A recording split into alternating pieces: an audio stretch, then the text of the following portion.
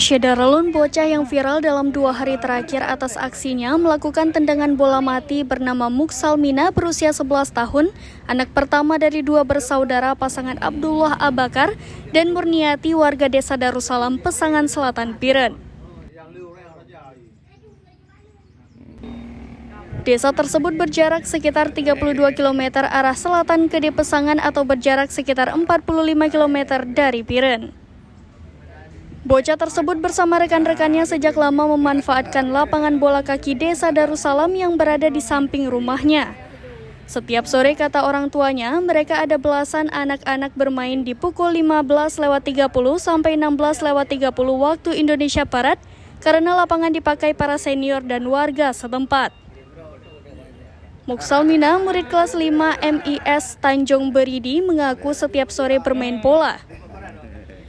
Bola yang mereka gunakan milik abang-abang karena mereka belum ada bola.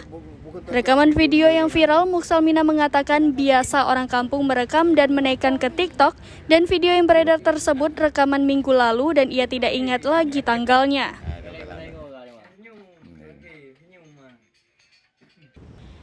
Saat bertemu serambinews.com, ada 3 anak teman bermain bola bersama Muksalmina, yaitu Muhammad Hadi berusia 10 tahun, Fajal Alfarisi berusia 10 tahun, dan jurnalis berusia 11 tahun, sedangkan yang lainnya mungkin membantu orang tua di sawah.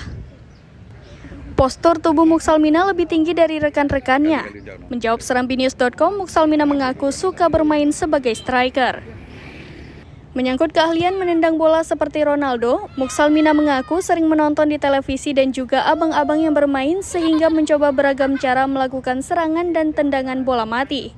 Saya suka dengan pemain Ronaldo, katanya, yang juga memakai kostum bola bernomor 10 atas nama Pogba. Di waktu tertentu mereka melakukan pertandingan antara murid SD dan murid MIS. Jadwal pertandingan tidak menentu, namun pertandingan akan selesai apabila salah satu kesebelasan sudah kebobolan 5 gol. Dari Biren, Yusmadin Idris, serambinews.com.